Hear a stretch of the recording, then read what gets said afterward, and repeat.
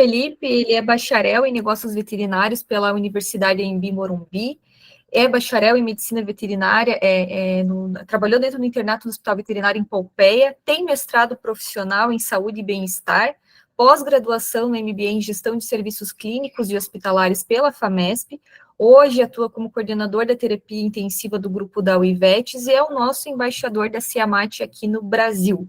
Que currículo, hein, Felipe? Vocês viram que é um currículo bem vira-lata, né? Começa ali como médico veterinário e do nada quer se aventurar em fazer gestão de pessoas e negócios veterinários, né?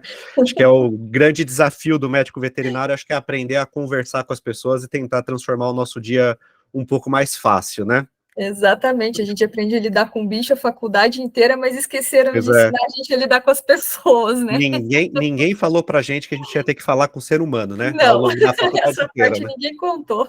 Pois é. Bom, pessoal, vocês me enxergam aqui a tela, tá tudo certinho?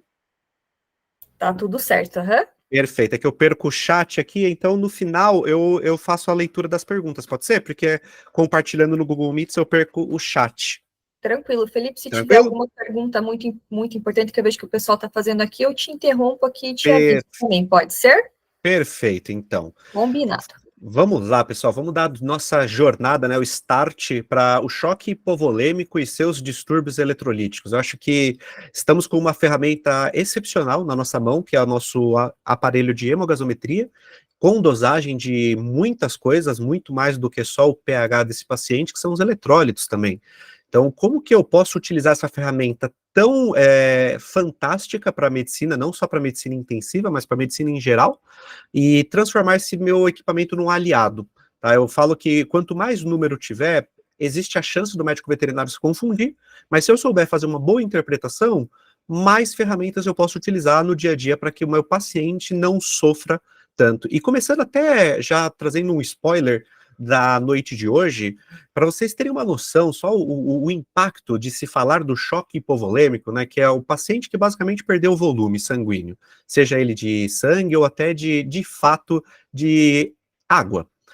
Se vocês parassem para pensar, no meio da pandemia em 2020, existiram algumas top doenças que levaram seres humanos a óbito, tá? Pelo DataSUS, em 2020, a doença que mais levou os seres humanos a óbito foi de fato Covid. Não era de se surpreender que no meio de uma pandemia, Covid fosse a causa óbito mais frequente. A segunda causa mortes mais frequente em 2020, pessoal, foi sepse. Também é um tópico extremamente importante para a nossa medicina veterinária, que de fato leva muitos dos nossos pacientes a óbito, até porque o médico veterinário costuma brincar que na nossa realidade o paciente ele sobrevive à doença e ao médico veterinário.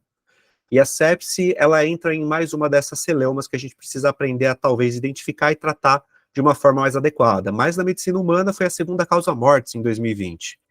E vocês arriscariam dizer qual foi a terceira causa mortes em 2020 de doenças?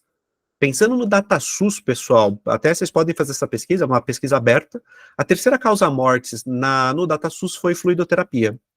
E esse é um ponto importante para trazer para vocês, porque eu não sei vocês, mas eu não me lembro em que momento a fluidoterapia virou doença, nome de doença.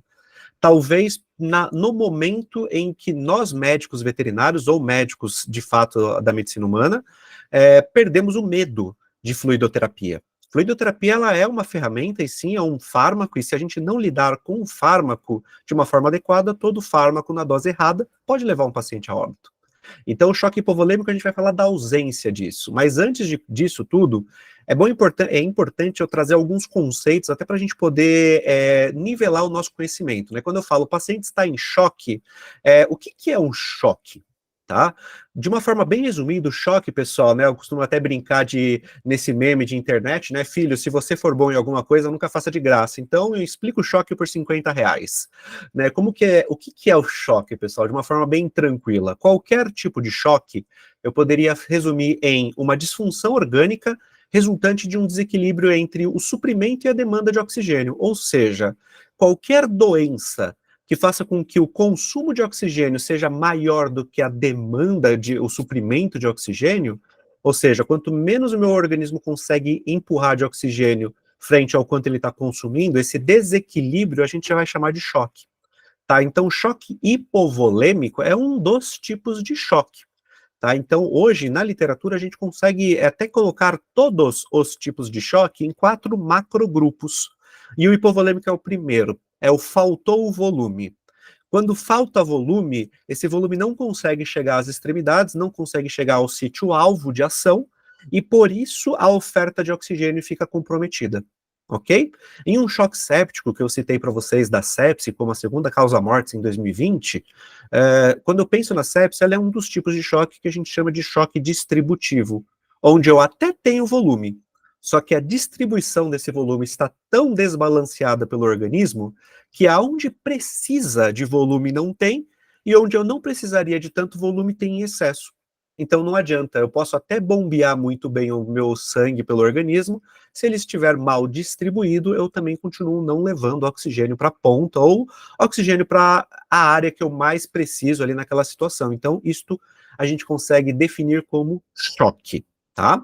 Então voltando aqui para a parte da aula, o choque hipovolêmico ele faltou o volume, ok? E quando eu penso na fisiologia clássica de qualquer situação corriqueira do meu organismo, eu tenho sempre um consumo de oxigênio que a gente vai chamar de VO2 e a oferta de oxigênio que é o DO2, ok? Em um paciente sadio, pessoal, eu tenho, conforme a necessidade dele vai aumentando, ou seja, vamos pensar em nós, seres humanos, estamos sadios, não estamos doentes e queremos correr. Então, quando vocês começam a correr, o consumo de oxigênio pelo músculo de vocês vai aumentar. Ok?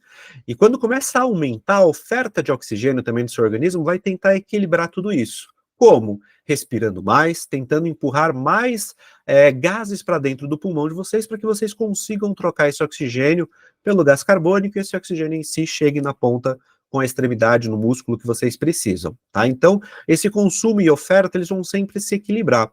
Até uma situação onde, vamos pensar, eu que sou sedentário, se eu correr mais do que eu consigo, ou demandar um consumo energético muito maior do que eu consigo ofertar, e vai chegar numa situação onde a minha oferta de oxigênio é crítica. Eu posso tentar respirar mais, mas eu não vou conseguir, ok? Não conseguindo, eu vou entrar num mecanismo anaeróbio, onde o lactato sérico começa a aumentar. E esse lactato, por muitos e muitos anos, foi uma grande dificuldade de interpretação, seja na medicina veterinária ou na medicina humana, e até fazendo um jabá agora para o congresso que foi citado, da Ebramev, junto com a UFAP, um dos tópicos que eu vou abordar nesse congresso como palestrante é, de fato, o lactato, se tudo é hipóxia.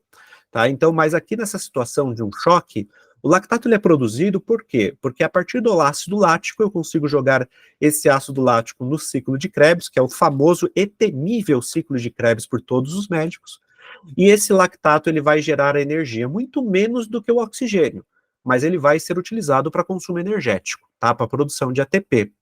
Então, nessa situação onde eu tenho a oferta crítica de oxigênio, eu que sou saudável vou entrar numa dependência fisiológica. Por isso que muitos de nós, quando estamos correndo, sentimos cãibra. Esta cãibra, pessoal, nada mais é do que um acúmulo de ácido lático. Tá? Então é o organismo de vocês falando, olha, entre numa dependência fisiológica, senão não vai dar certo. E entrando nessa dependência fisiológica, o lactato ele tende aos poucos a se normalizar e o organismo volta a tentar se equilibrar novamente, utilizando a via de oxigênio, que é a via mais energética que nós temos dentro do organismo, e com base nisso tudo volta a se equilibrar, está todo mundo feliz, ok? Agora, numa situação de choque, e aqui a gente pode encaixar qualquer tipo de choque, o que acontece? Eu troco o paciente agora por um paciente grave, ok? Ele tem uma doença, e esse paciente grave vai chegar na mesma situação de oferta crítica de oxigênio, só que agora, nessa situação anaeróbia, eu entro numa dependência patológica. Esse organismo ele vai demandar muito mais oxigênio, só que ele não consegue ofertar. Então, por isso que muitos pacientes no choque, eles entram numa situação que a gente chama, é um nome chique, que a gente chama de hipóxia citopática. O que é a hipóxia citopática, pessoal? Significa que a nossa mitocôndria, ela começa a perder a capacidade de utilizar esse oxigênio como ela utilizava antes de estar doente. Então, lembrando lá da fisiologia, na parte que a gente odiava da graduação, né? Que era a parte de fisiologia, bioquímica, tudo que a gente falava, nossa, eu nunca vou usar isso para nada, olha aqui a gente usando, né? Então, o que acontece? Nessa situação do ciclo de Krebs, uma molécula de oxigênio, pela fissão nuclear dela, eu consigo gerar até 36 ATPs. Numa situação de hipóxia citopática, num choque, esta mesma molécula de oxigênio gera no máximo 12. Então, o que acontece? Eu começo nessa anaerobiose a produzir muito mais lactato. Por isso que no choque, pessoal, quando vocês acabam até dentro dos cartuchos, como o próprio rotor da Siamat, que faz leitura também de glicemia e lactato, glicose e lactato, por isso que pacientes críticos, eles apresentam, um dos motivos deles apresentarem lactato alto é esse, que é um desbalanço entre a oferta e o consumo de oxigênio, onde o lactato é produzido não como um vilão, mas sim para ser um marcador para vocês entenderem que a via aeróbia não está sendo muito bem utilizada, ok? Se tratando de uma doença, provavelmente essa via anaeróbia está sendo muito mais utilizada, porque esse paciente está em um desbalanço de oxigênio. Beleza? E onde eu quero chegar em tudo isso, pessoal? Porque falamos que o tópico de hoje é sobre choque hipovolêmico. Primeiro eu precisava definir o que era choque. Porque no final das contas, e no choque hipovolêmico, o que a gente vai ter que abordar, pessoal? No final do dia, a gente vai ter que abordar sobre fluidoterapia e reposição eletrolítica. Esse paciente, ele perdeu volume. Então a gente precisa, basicamente, falar sobre terapia hídrica. Só que como toda terapia hídrica, nós acabamos repondo também alguns eletrólitos, o tema de hoje se torna importante para a gente entender como que eu faço essa reposição eletrolítica. Como eu falei para vocês, a terceira causa mortes em medicina humana, em 2020, foi fluido. E aqui, pessoal, não sei se eu consegui impactar vocês o suficiente agora falando sobre essa terceira causa mortes, porque se vocês pararem para pensar, em 2020 morreu muito mais gente pelo uso de fluidoterapia do que com câncer. Tá? Isso somando todos cânceres.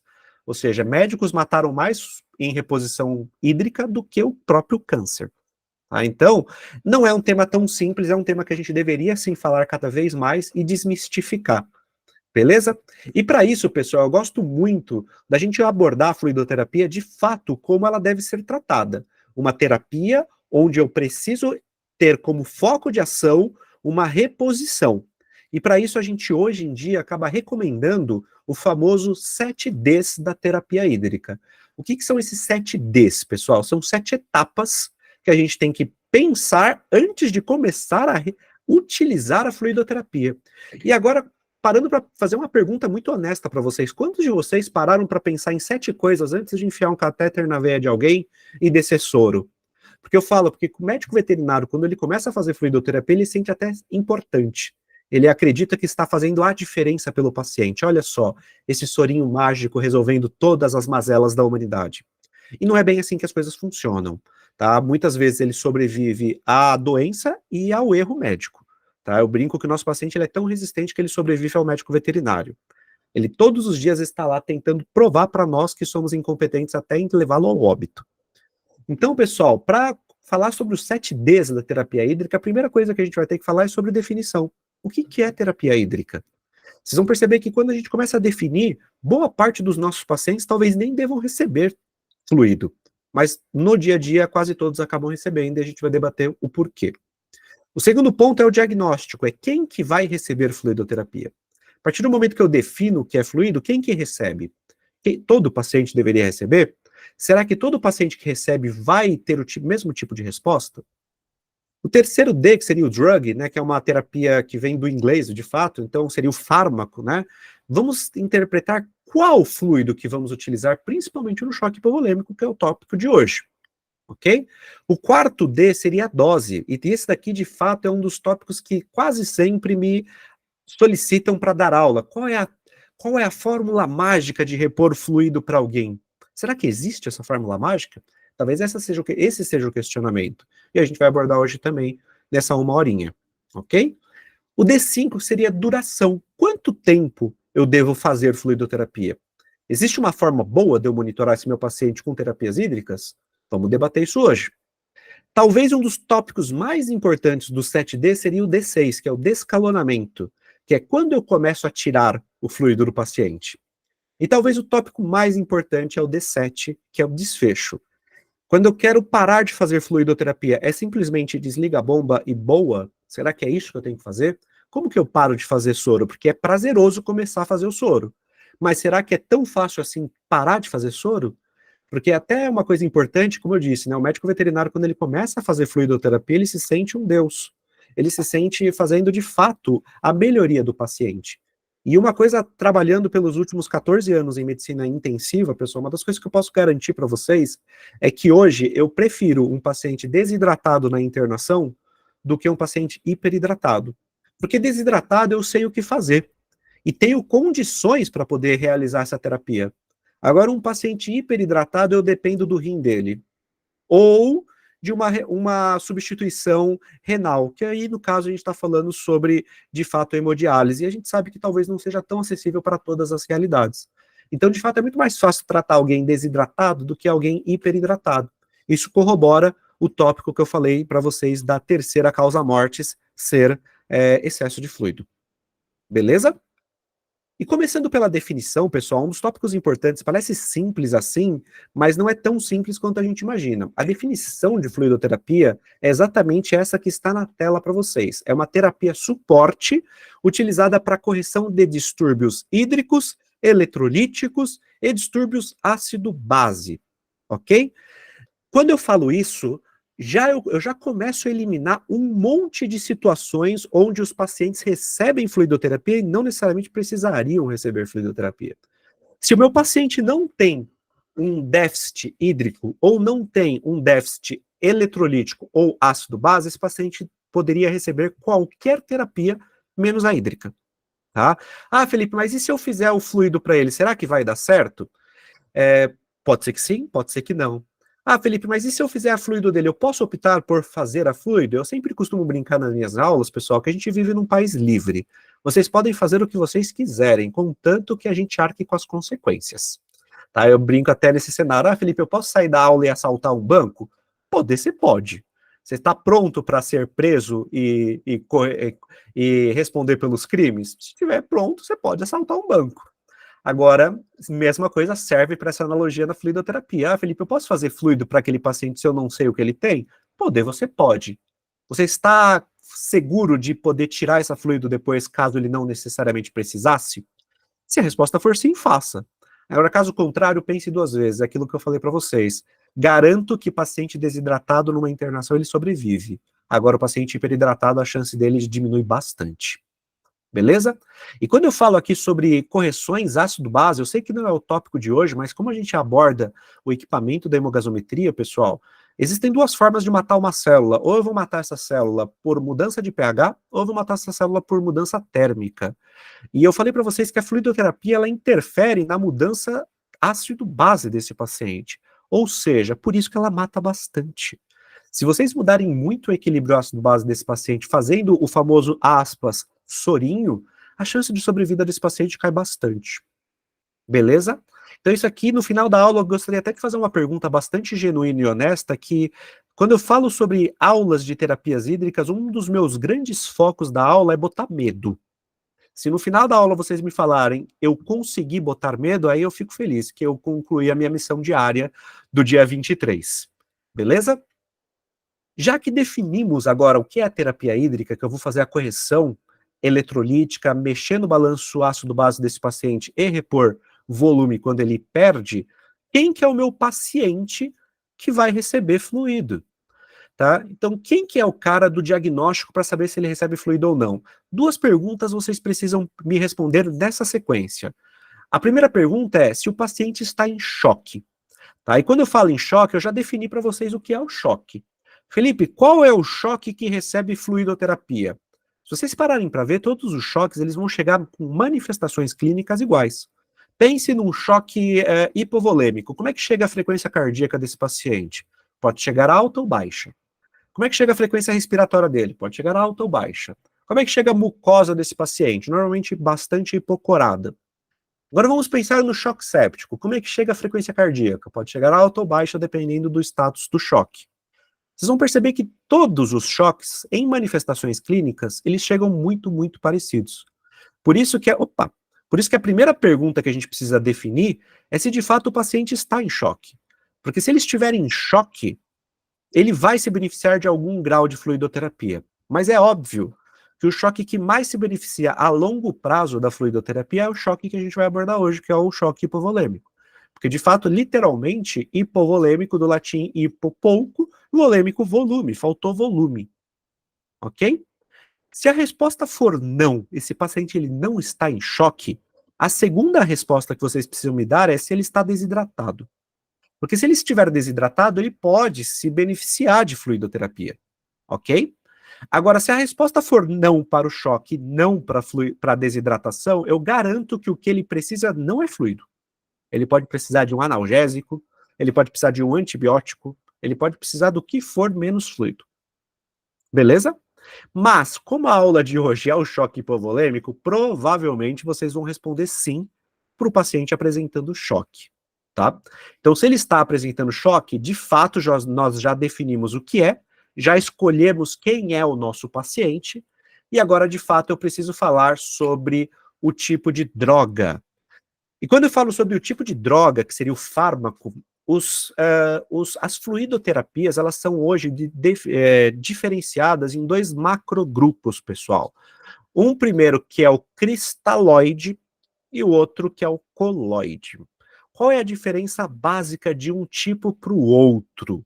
O cristalóide, vamos só redefinir aqui uma coisa que eu sei que parece besteira, mas muitas vezes acaba atrapalhando na rotina do médico, a diferença de soluto, solvente e solução. Tá? Eu adoro fazer essa pergunta no presencial, porque eu sempre pergunto, pessoal, tudo bem sobre soluto, solvente e solução? Todo mundo faz assim pela cabeça. Aí eu escolho alguém para me falar o que que é, a pessoa faz assim. Então, de uma forma bem simples, para explicar o que que seria isso, pensem num suco de pozinho. Tá? O suco de pozinho, o pozinho é o soluto, que é o princípio ativo, ok? O solvente é o que vai diluir o princípio ativo. Então, para fazer um suco de pozinho, eu preciso de água. Beleza? Então, nessa situação, a água é o meu solvente. A solução é a mistura de soluto mais solvente. Tá? Então, quando eu misturo o pozinho com a água, eu tenho uma solução que é um suco de laranja. Beleza? Então, no cristalóide e o coloide, o que separa um do outro é o peso molecular do soluto. Tá? Então, o soluto de um cristalóide é uma solução de baixo peso molecular. Tá? Vantagens de se fazer um cristalóide. Como eu tenho baixo peso molecular, ele permeia muito bem em várias cavidades do nosso organismo. Desvantagem de se fazer um cristalóide. Por permear muito o nosso organismo, ele fica pouco tempo dentro do vaso sanguíneo. Só para vocês terem uma ideia, se a gente aplicar 1 litro de cristalóide em algum ser humano, agora, em 1 hora, 90% dele já saiu do vaso. Tá? Então ele fica pouco tempo, porque o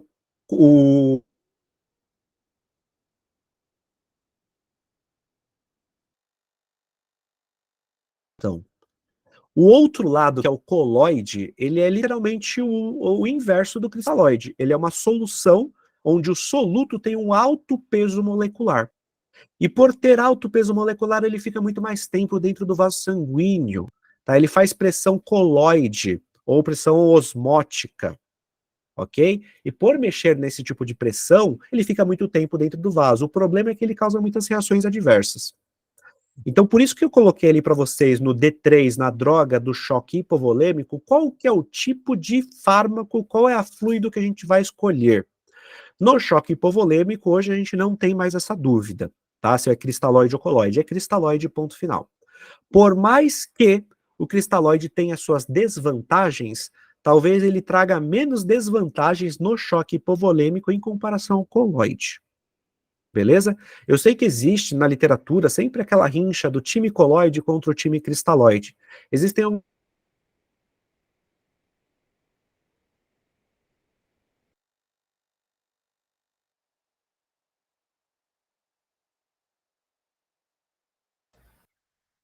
Travou para vocês aí, pessoal? Acho que travou, pessoal. Travou né? sim. Travou, sim. Deixa eu avisar ele aqui. Para mim está travado também.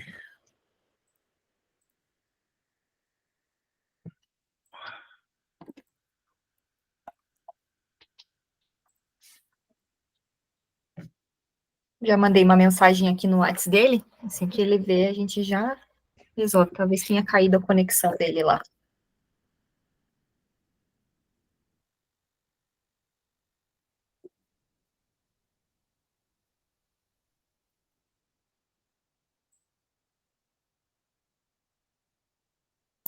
Sim, ele caiu.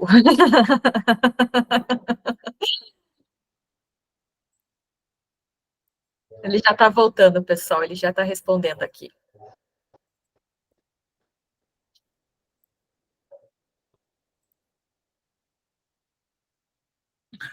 Mas já voltei. Aê, voltou! Aí, Internet aqui em casa, pessoal. Agora voltei. normal, normal. Acontece. Problemas da tecnologia, né? Exato. Vamos lá, vamos voltar aqui no compartilhamento. Eu parei falando sobre o cristalóide, né? Isso. Perfeito, então. Como eu falei para vocês, hoje na literatura, pessoal, o cristalóide e o coloide, a gente no choque hipovolêmico não tem mais essa dúvida. A gente vai usar cristalóide. E por que eu coloquei o Ringer lactato com lactato como talvez o cristalóide de escolha no choque hipovolêmico? Porque ele talvez seja um dos tipos de cristalóides que a gente chama de cristalóide balanceado.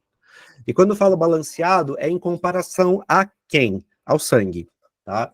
Existe cristalóide mais balanceado do que o Ringer com lactato? Existe, e hoje o nome dele se chama Plasma Light. O problema do Ringer com lactato em comparação ao Plasma Light, literalmente é o preço, tá? Quando a gente fala de um Ringer com lactato, hoje a média de frasco custa seus, sei lá, R$12, tá? Aumentou bastante nos últimos anos. O Plasma Light a gente está falando de R$400, um frasco. Por isso que pouca gente, principalmente na medicina veterinária, vai acabar utilizando. Tá? Então, hoje, o custo-benefício de cristalóide balanceado que nós temos à disposição é o Ringer com lactato.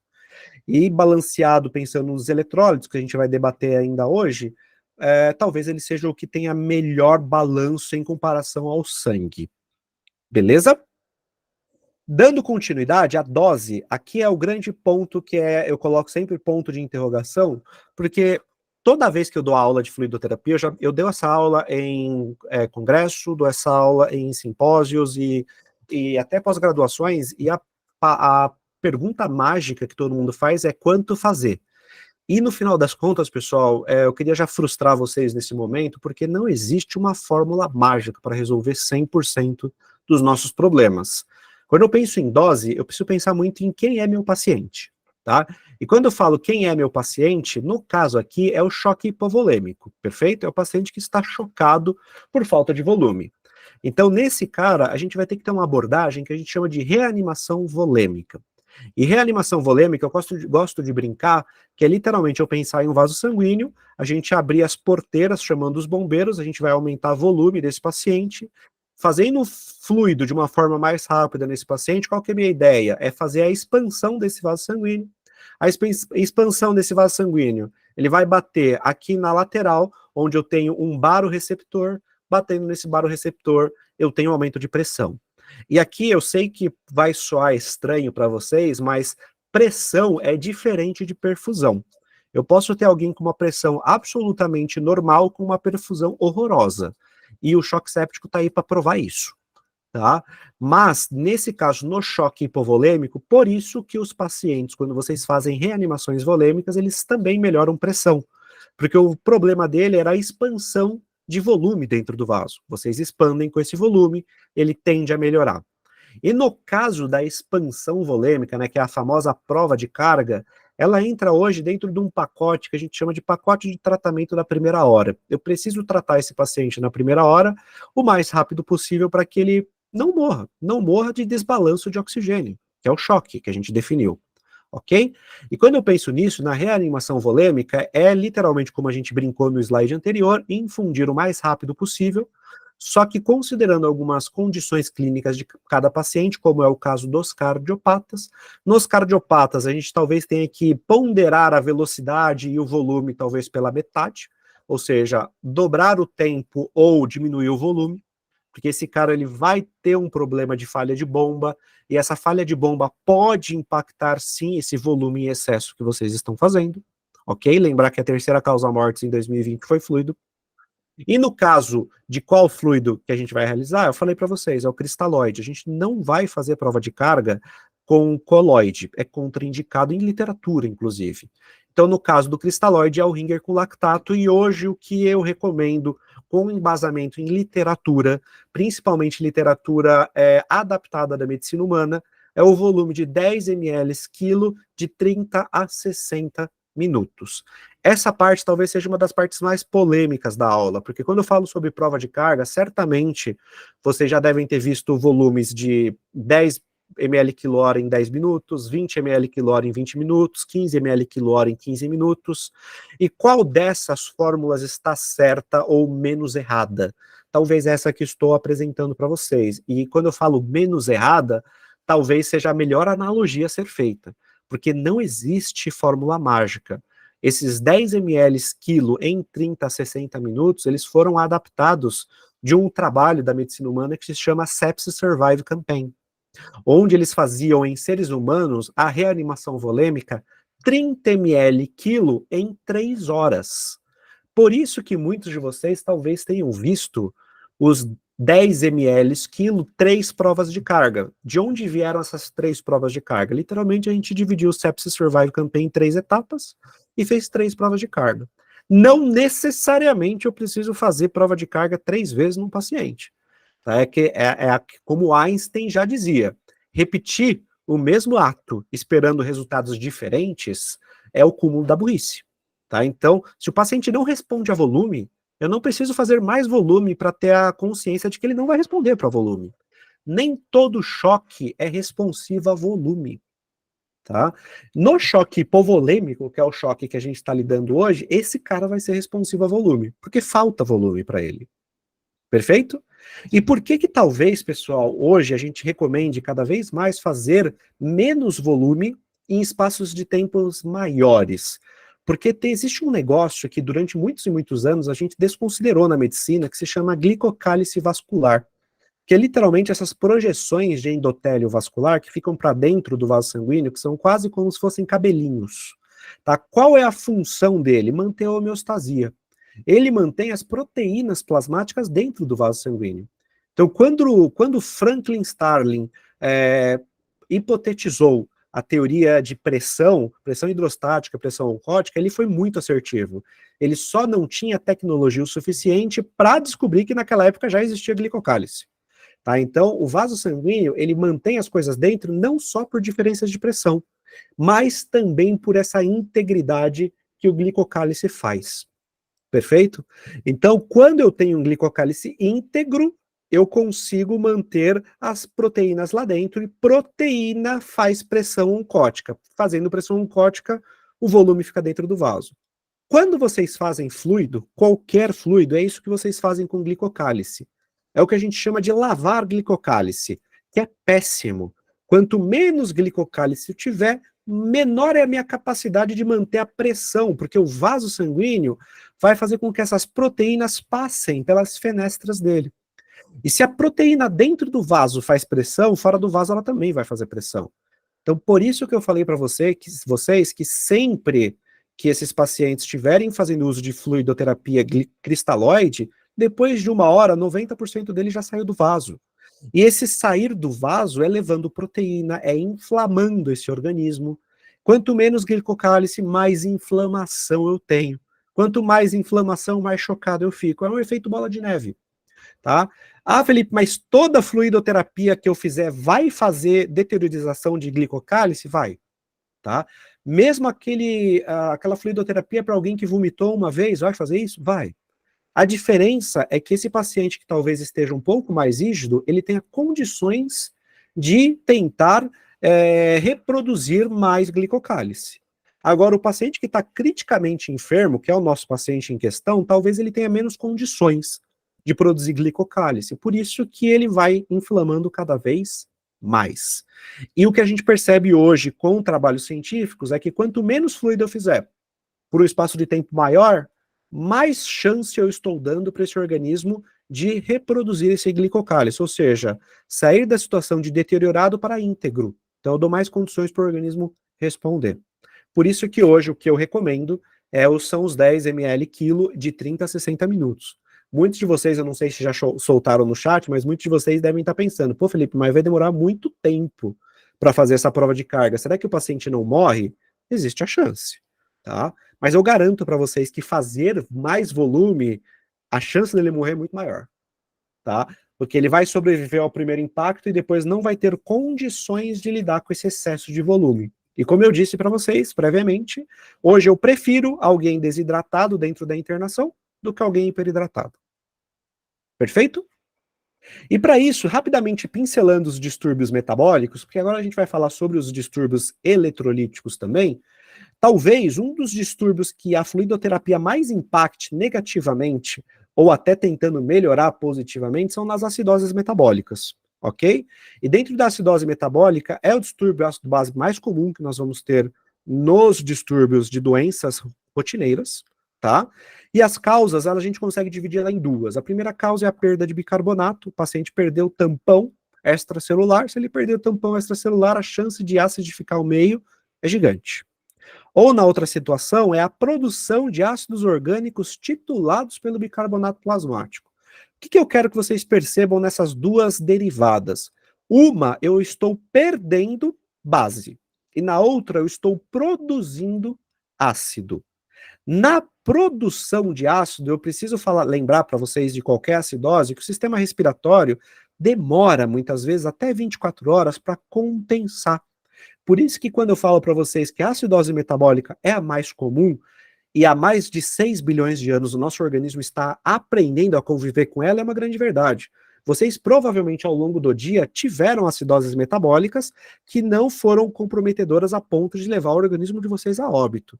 Agora pensem em situações sem mecanismos compensatórios. Depender da compensação do sistema respiratório talvez demore um pouquinho. Tá? Isso que eu queria que vocês pensassem. E por que é importante eu falar tudo isso para vocês? Porque existe um negocinho que agora sim a gente vai começar a falar sobre os eletrólitos, que é o famigerado anion gap. E o anion gap, pessoal, hoje o nosso aparelho, como o da Siamat, ele acaba nos dando esse resultado. Por quê? Porque o anion gap, ele literalmente é uma estimativa dos ânions no plasma que não rotineiramente são mensurados. E como, ou melhor, não do como, e quem são esses ânions? Quando eu falo de ânions, eu estou falando de cargas negativas, tá? Cargas positivas a gente chama de cátions, ok? Neste desenho que eu fiz ali à direita azul para vocês, eu tenho dois cátions expostos, que é o potássio e o sódio. E eu tenho alguns ânions ali expostos. O principal é o cloro, o segundo é o bicarbonato, e todos os outros que vão somar para entrar num conceito que a gente chama de eletroneutralidade. O que é eletroneutralidade? Somatória de positivos tem que ser igual à somatória de negativos. O mesmo número de positivos tem que ser igual ao mesmo número de negativos. Quando a gente começou a pesquisar sobre isso, parecia que o nosso plasma tinha muito mais cargas positivas do que cargas negativas. Por isso que o nome anion gap foi introduzido. Porque antigamente a gente não conseguia mensurar tão bem os corpos cetônicos, os fosfatos, o sulfato e o lactato. Hoje a gente consegue mensurar muito melhor os corpos cetônicos e o lactato. Os fosfatos e os sulfatos, eles interferem menos no anion gap. Os que majoritariamente interferem no anion gap são o lactato e o corpo cetônico. E hoje, o corpo cetônico, a gente consegue dosar um dos principais, que é o beta-hidroxibutirato.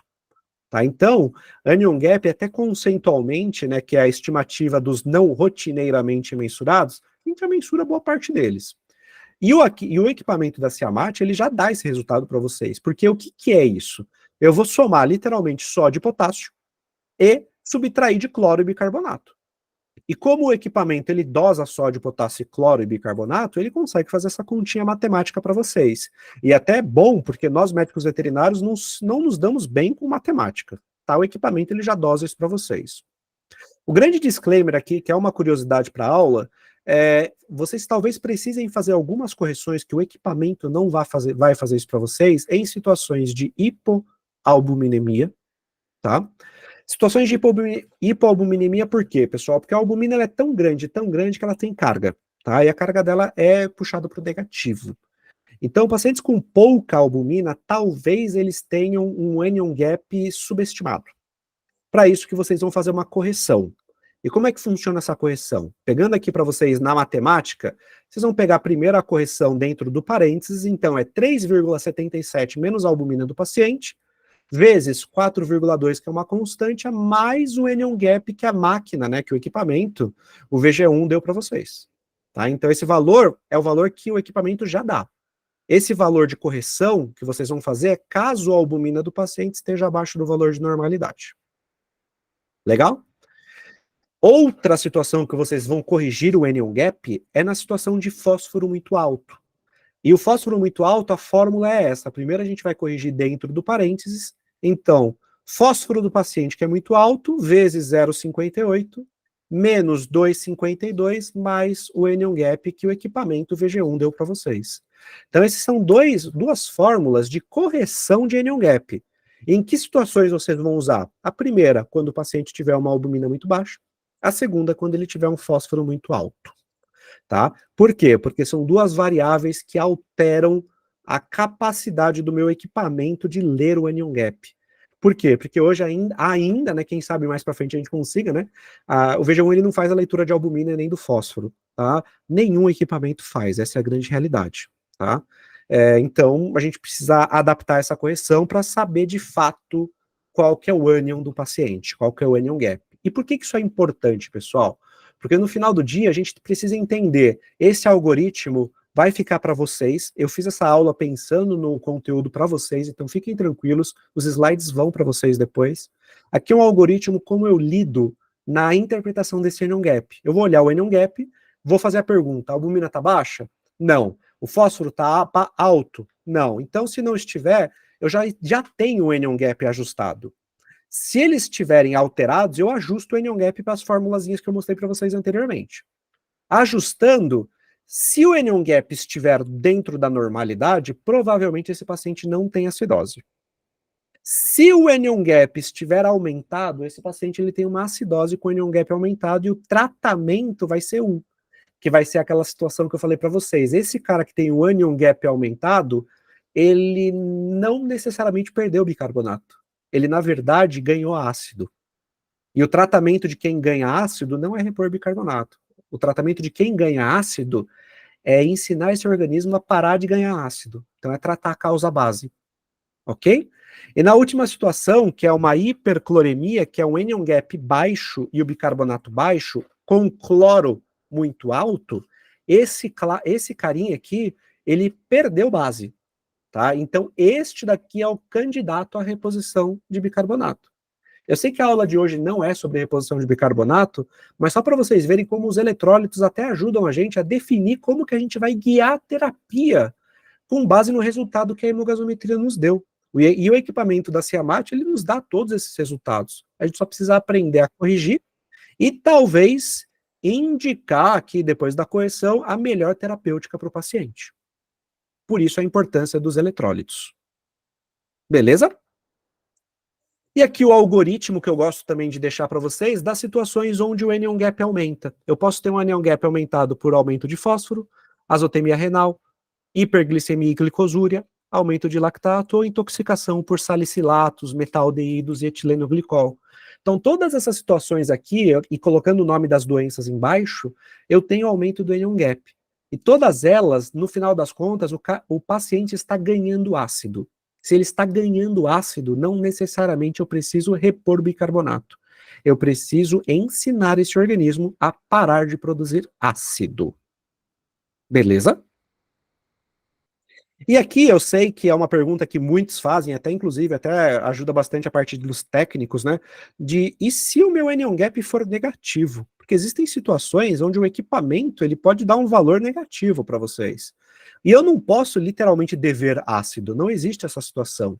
E como a gente já fez até em congressos, algumas simpósios pela própria Siamat, e a gente explica alguns dos erros pré-analíticos, que são erros de amostra, as principais causas de anion gap negativo, a principal disparada é erro pré-analítico.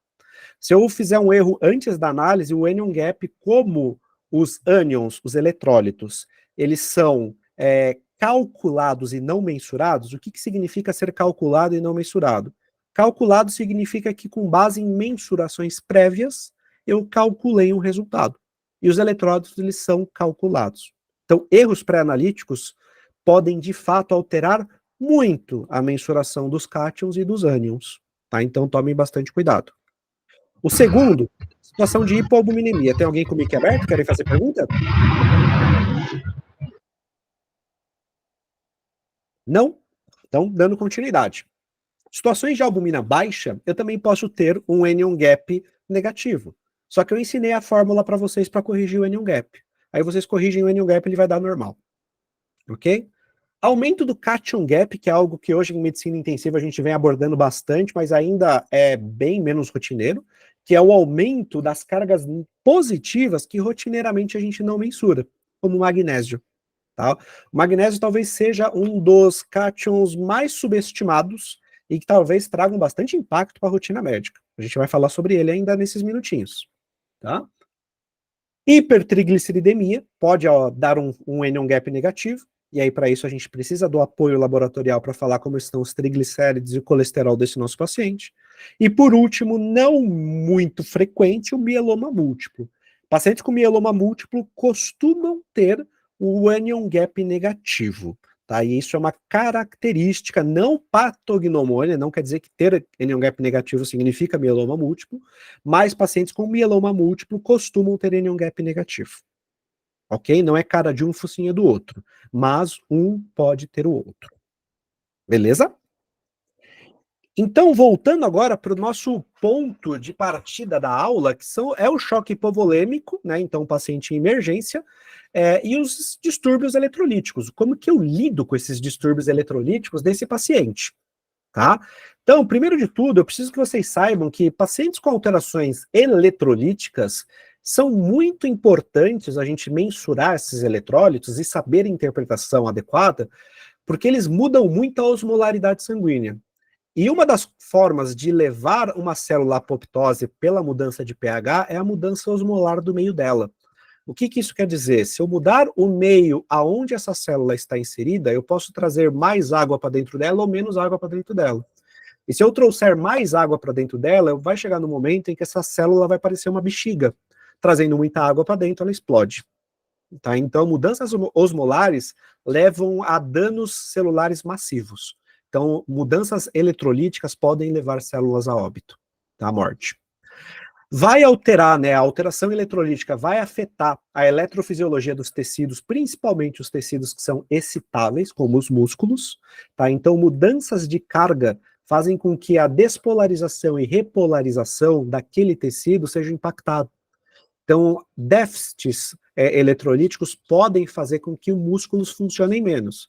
E tem um músculo que vocês não precisam pensar para usar aqui, e ele é de extrema importância, que se chama músculo cardíaco. Sem ele, talvez vocês não estivessem vivos. Tá? Então, mudar a eletrofisiologia deste tipo de músculo pode trazer consequências deletérias para esse meu paciente. Ok? E, como eu disse já na mudança osmolar, vai afetar o movimento de fluido entre os compartimentos que estão dentro de célula e fora de célula. Não é só tão importante como o sódio, que é o nosso cátion mais proeminente, né, dentro do organismo, ele hoje é correlacionado diretamente com o volume do sangue, tá? Que é o que a gente até aborda hoje em dia em literatura com os distúrbios de sódio e água. Dificilmente eu vou falar sobre um distúrbio de água sem citar o sódio. Tá? Porque o sódio, ele regula o volume circulante desse paciente, tá?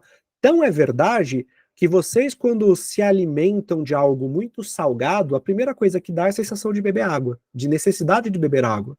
Porque quanto mais sódio, mais sede, mais água. Tá? Então é verdade que hoje a gente consegue falar sobre status hídrico de um paciente correlacionando com perda ou ganho de sódio. Tá? Um paciente hipovolêmico é um cara que perdeu água e sódio. Um paciente hipervolêmico é um paciente que reteve sódio e água, porque para aumentar o volume ele teve que necessariamente reter sódio e, como consequência, a água também. Agora, um paciente que perdeu só o sódio é um paciente que tem muita água, tá? É a hiponatremia. E um paciente hipernatrêmico, que é um paciente com muito sódio, é um paciente com pouca água. É aquele cara que só perdeu o volume de água, não necessariamente perdeu o volume de sódio. São as duas correlações. Percebam que na primeira, que está em azul, necessariamente com a necessidade de perda de um, o outro vai junto. Agora, quando eu mexo só no sódio, é inversamente proporcional. Beleza? E aqui, pessoal, só para vocês verem aquilo que eu já falei prévio sobre a diferença de pressão. Quando eu penso em diferença de pressão, no caso das forças de Starling, é literalmente quando eu movimento água do extracelular do interstício para dentro do vaso, de dentro do vaso para o interstício.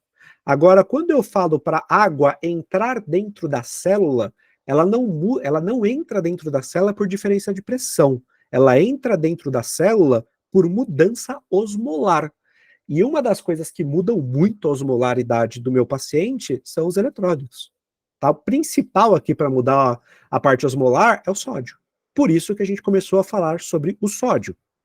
Tá? Então é verdade que para vocês perceberem aqui alguns cenários fora de célula, quando eu tenho um meio onde eu tenho pouco sódio, ou seja, fora da célula tem pouca osmolaridade, ou seja, uma solução hipotônica, essa célula vai fazer o quê? Vai trazer água para dentro dela. Porque aí trazendo dentro dela, o meio intracelular fica equiparado ao meio extracelular. E esta movimentação de água se chama osmose. Legal? Quando vocês fazem um cristalóide balanceado, ou um cristalóide como o NaCl0,9%, que tem a mesma, ou o sódio próximo da quantidade de sódio sanguíneo, eu não tenho grandes mudanças de água indo para um lado para o outro. Quando eu faço uma solução hipertônica, ou seja, muito mais sódio fora da célula do que dentro da célula, a água faz o movimento inverso. A água sai de dentro da célula e vai para fora, por osmose, para equilibrar os meios.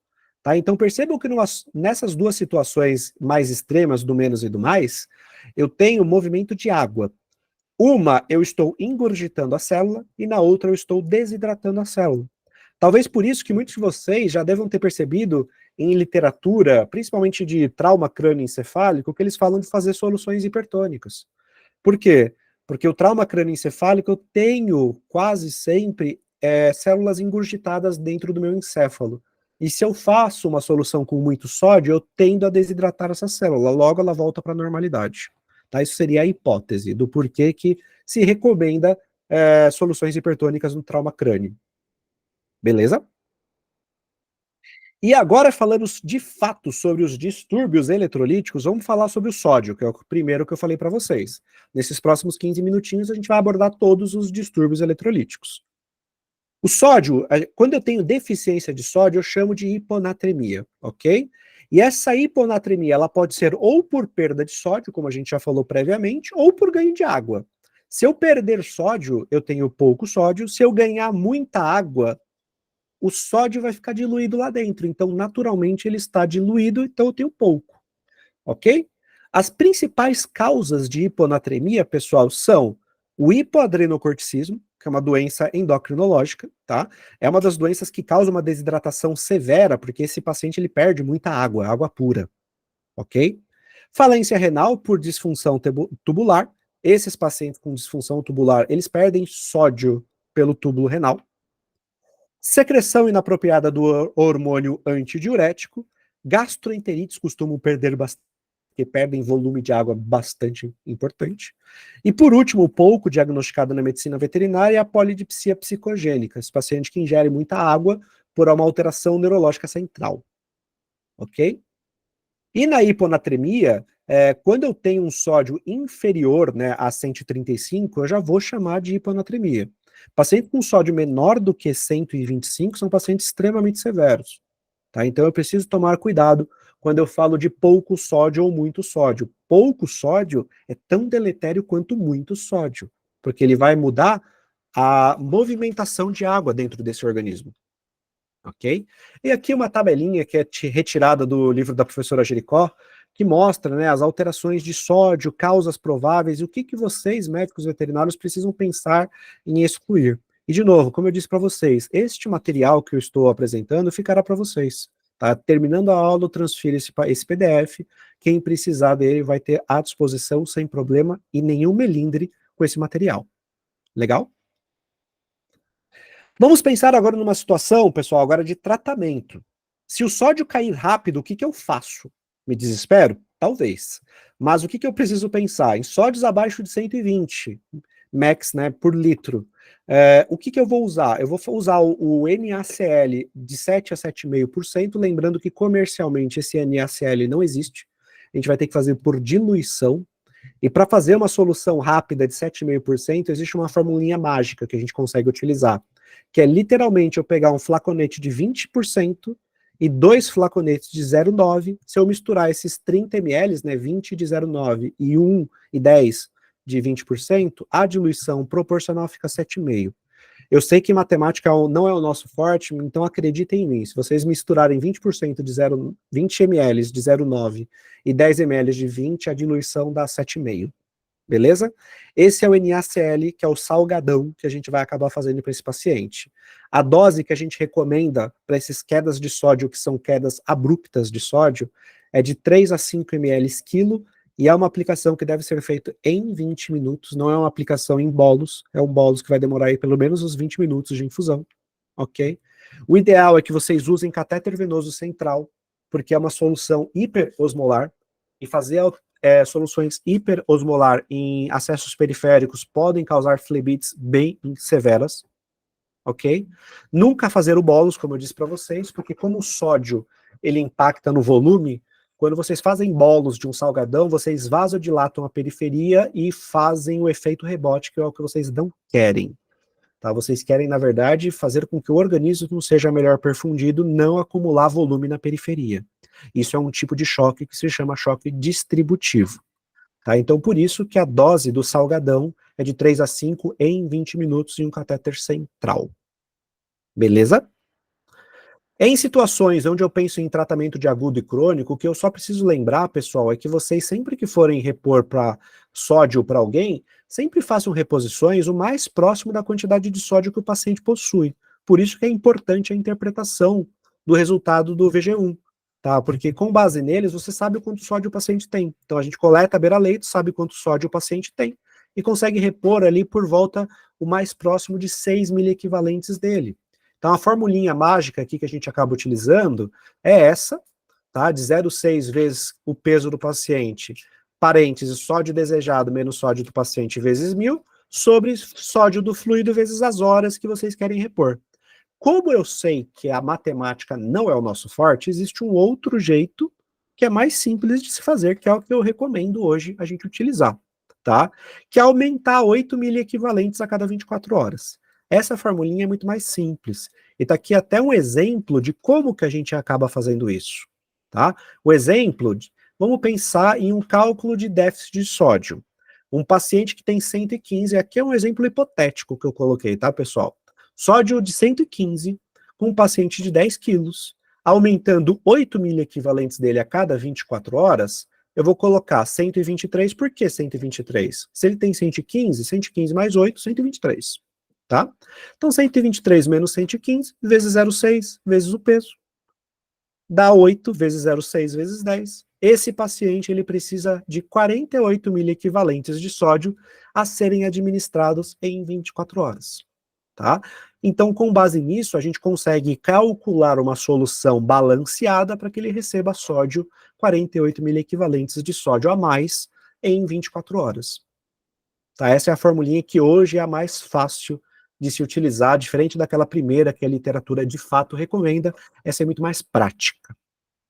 Beleza? Agora, pessoal, falando do inverso, que é a hipernatremia. Hipernatremia é o acúmulo de sódio, tá? Então é o excesso de sódio.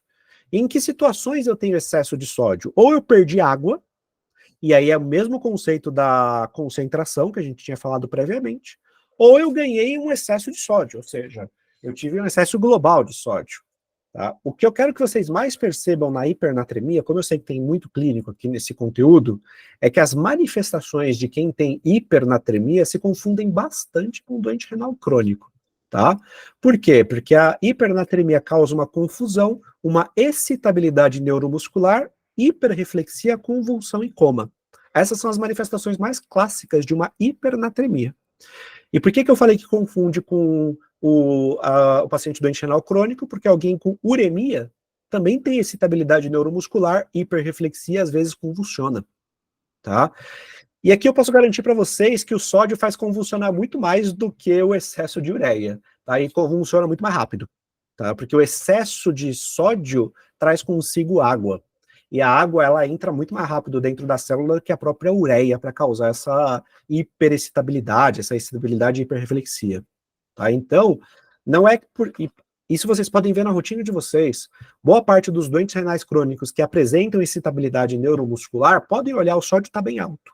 Tá? Provavelmente foi o sódio que causou isso na ureia. Beleza? E aqui, pessoal, para o sódio em excesso, a gente tem algumas formulinhas que eu vou mostrar para vocês de como a gente lida com esse sódio em excesso, porque ele é tão deletério quanto pouco sódio. Tá? A gente vai diferenciar esse tratamento em duas etapas. Se o paciente tem manifestação clínica ou se ele não tem manifestação clínica. Se ele tiver manifestação clínica, eu tenho que reduzir 2 miliequivalentes por litro por hora. Se ele não tiver manifestação clínica, eu posso fazer de 0,5 a 1 miliequivalente litro-hora. Eu, Felipe, utilizo a fórmula de 1 miliequivalente litro-hora quando ele não tem manifestação clínica. Ok? E para isso, pessoal, como é um déficit de água, eu preciso calcular a água livre desse paciente. E como que eu calculo a água livre? Com essa formulinha aqui. Sódio do paciente dividido pelo sódio normal, menos 1, vezes 0,5 vezes o peso. Como eu disse, matemática não é o nosso forte, então vamos fazer alguns exemplos. Tá? Então vamos pegar aqui o cálculo de água livre, que eu mostrei para vocês, que é a mesma fórmula do slide anterior, em uma situação hipotética onde eu tenho um paciente com 180 de sódio, sódio pra caramba. O sódio normal, a gente vai falar ali por volta do seu 145, 150, eu coloquei 150 aqui só para ficar fácil na conta. Legal? Um peso de 20 quilos e eu preciso reduzir 1 miliequivalente litro-hora. E por que eu preciso reduzir 1 miliequivalente litro-hora? Porque provavelmente esse meu paciente não tinha manifestação. Então vamos lá. Formulinha que a gente falou, 180 dividido por 150 menos 1 vezes 0,6 vezes 20. 1,02 menos 1 vezes 12. 12 porque é 0,6 vezes 20. Beleza? Significa que esse meu paciente aqui, ele tem um déficit de 2,4 litros de água para ter 180 miliequivalentes de sódio. E agora, como que eu lido com esse valor de 2,4 litros? Eu vou lidar no seguinte, eu preciso reduzir de 180 para 150, porque eu falei que o sódio normal nessa hipótese era 150. Então todo mundo concorda que de 180 para 150 são 30 miliequivalentes? Desses 30 miliequivalentes, o que eu preciso fazer? Reduzindo 1 miliequivalente por litro-hora. Vocês concordam que se eu for reduzir de 1 miliequivalente litro-hora, vão ser 30 horas? Porque são 30 miliequivalentes totais. Então aqui a formulinha mágica é pegar esses 2,4 litros e dividir por 30 horas, que é 2.400 ml dividido por 30, que dá 80 ml hora. 80 ml hora do quê? De água de injeção, ou de uma solução hipotônica. Beleza? Aqui é o quanto que vocês vão lidar com esse sódio em excesso. Outro exemplo aqui, só para vocês verem isso acontecendo na prática, a mudança osmolar, né? No outro exemplo, eu tenho agora um paciente com 175, só que este carinha agora tem manifestação clínica, então eu vou reduzir 2 miliequivalentes. Então, o mesmo exemplo, seguindo aqui 175 dividido por 150 menos 1, vezes 0,6 vezes 10.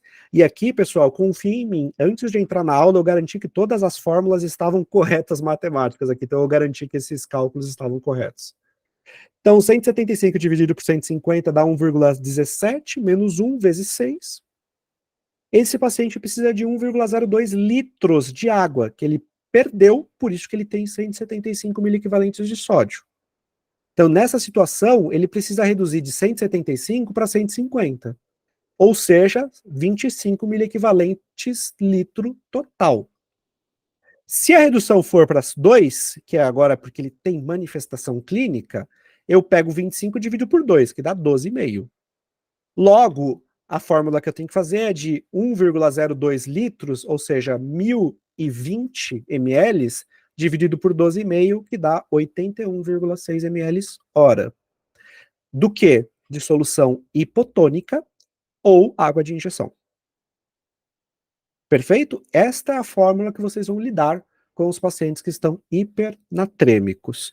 E acreditem, hipernatremia é tão deletéria quanto hiponatremia, tá? Talvez dos eletrólitos que a gente se preocupa, seja um dos mais importantes. Talvez o que vocês mais se preocupem, e tá certo se preocupar, é o potássio, tá? Porque eu sei que o potássio também é um queridinho de todo mundo. E o potássio, ele é o distúrbio mais comum no meio hospitalar. Por quê? Porque em pacientes graves, eles acabam interferindo na polaridade celular, e é um cátion bem importante. Principalmente para células musculares, o potássio ele é extremamente importante para contração, junto com o cálcio. Hipocalemia é quando eu tiver potássio baixo, hipercalemia quando eu estiver com potássio alto. E trabalhando agora nos distúrbios de potássio, pessoal, a hipocalemia, quando o potássio estiver abaixo de 3,5, quando eu tiver uma hipocalemia leve, eu terei fraqueza, fadiga muscular, cãibras e constipação. Por isso que muitos de vocês observam pacientes com potássio baixo e falam, nossa, ele não defeca na internação. Não é só a doença que faz ele não defecar, e sim o potássio baixo também faz o paciente não defecar, tá? Faz constipação. Quando eu tiver com abaixo de 2,5, eu tenho hipocalemias severas que vão até causar hipoventilação no meu paciente. E uma das coisas principais que eu sei que vocês, médicos veterinários, observam na hipocalemia são alterações no traçado eletrocardiográfico.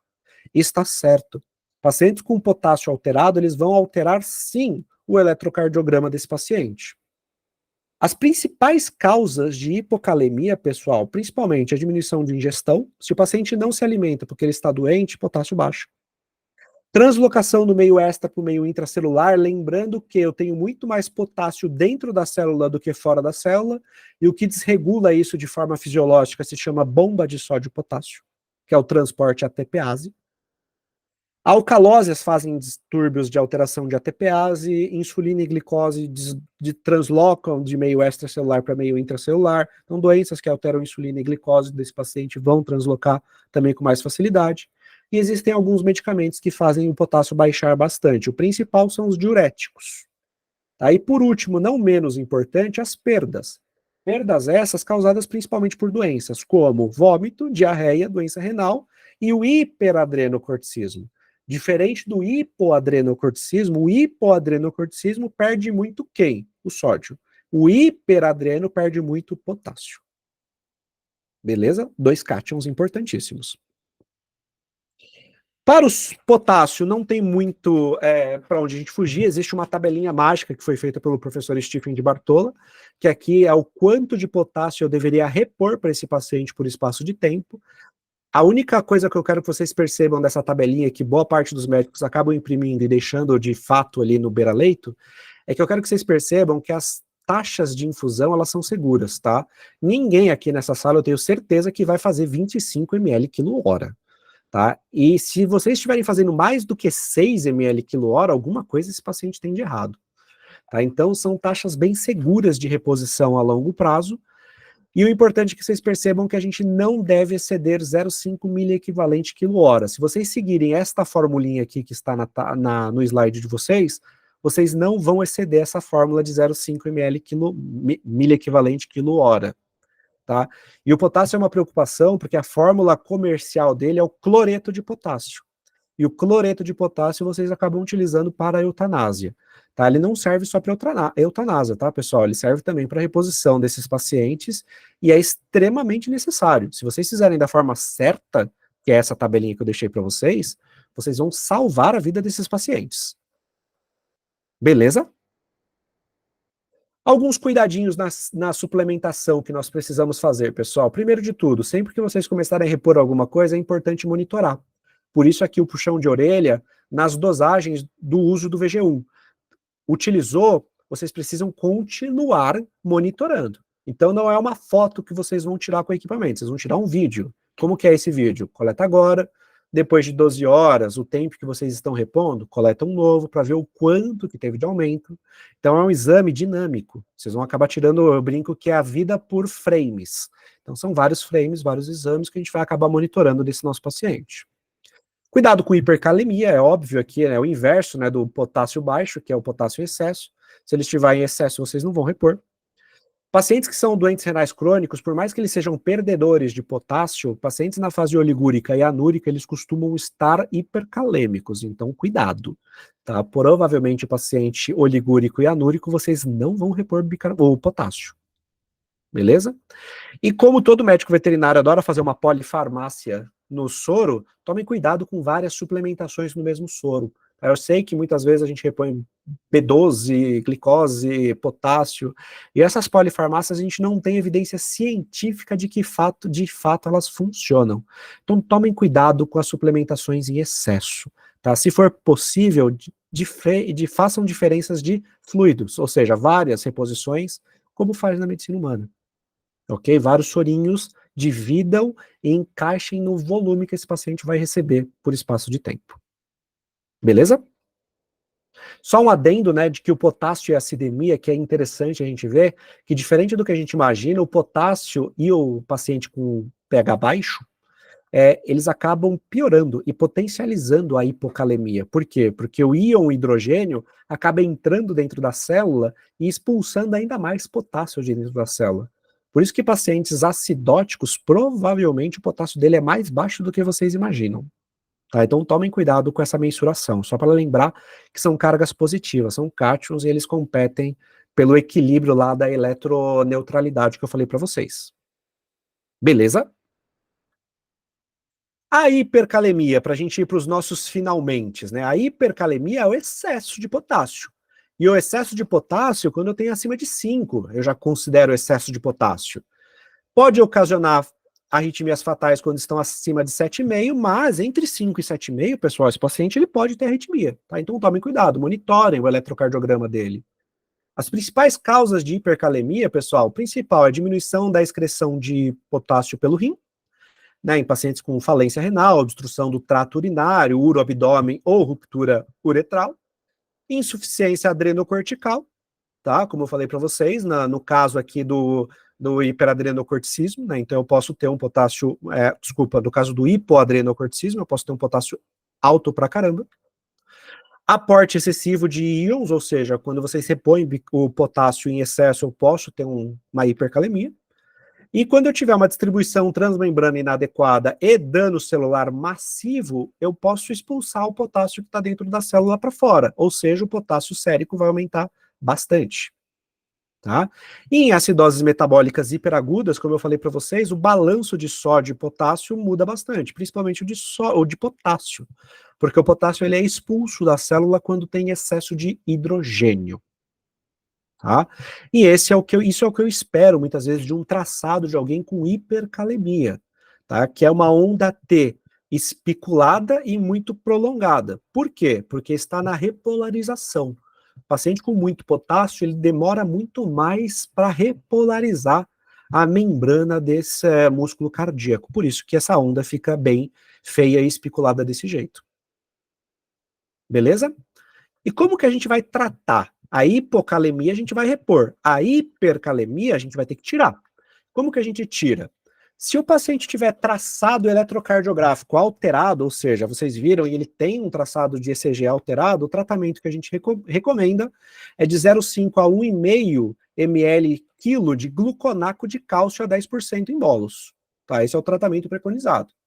Agora, se eu só tenho potássio alto, mas o traçado eletrocardiográfico não está tão alterado assim ainda, eu posso fazer uma redução calêmica mais tranquila, que é como?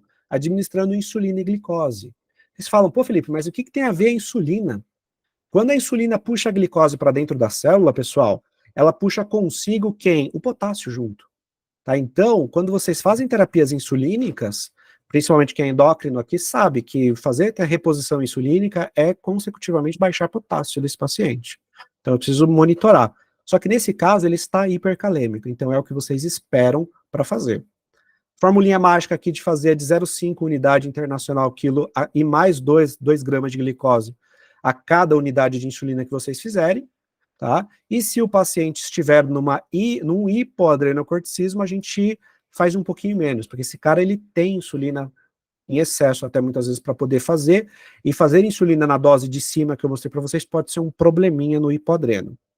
A grande verdade, pessoal, é que no hipoadreno, de uma forma bem resumidinha aqui para vocês, No hipoadrenocorticismo, se vocês se puserem muito bem volume de fluido para esse paciente, ele tende a responder muito bem, ele tende a ficar dentro da normalidade, porque ele perde muito volume, tá, o hipoadreno.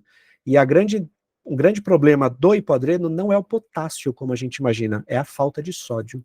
Então, quando você sepõe o sódio, o potássio ele tende a normalizar também.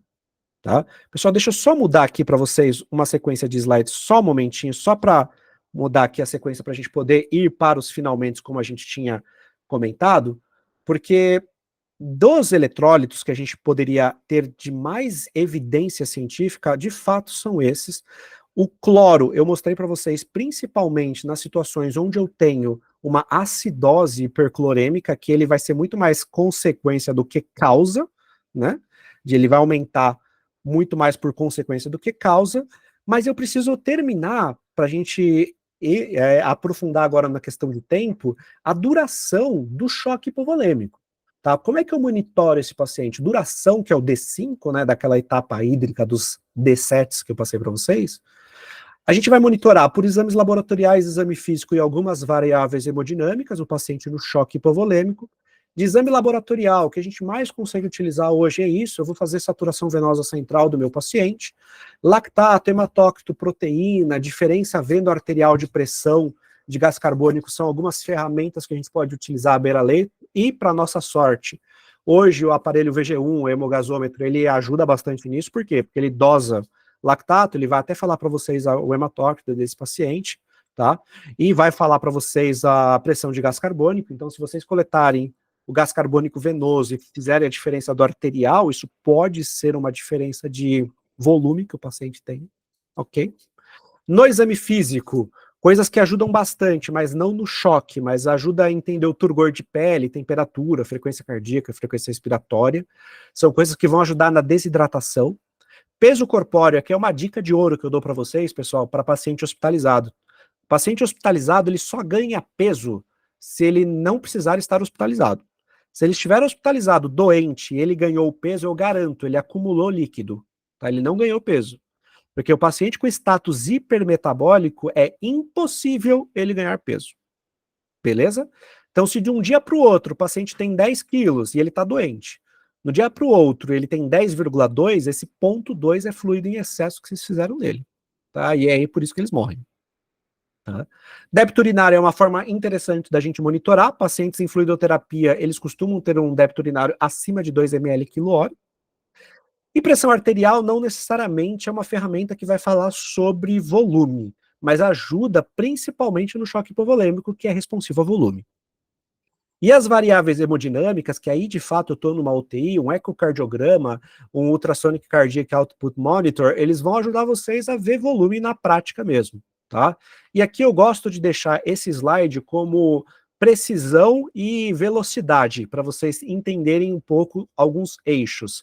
Do que eu posso utilizar de ferramentas quando eu tenho ambientes menos controlados, ambientes mais controlados, quando a situação é urgente ou não urgente, ou se o paciente precisa receber volume na primeira hora, ou é um ajuste fino. Se eu cruzar essas informações, eu vou criar 4 quadrantes. Tá? Então, em um ambiente menos controlado, para ajuste fino, talvez a colapsabilidade da veia cava caudal seja a melhor forma para a gente avaliar status de volume dele. Agora, em ambientes mais controlados, para ajuste fino não urgente, variação da pressão sistólica, variação de pressão de pulso, variação do curso de volume. Em ambientes mais controlados, não urgentes, e no primeiro status de volume, pressão venosa central é a melhor ferramenta.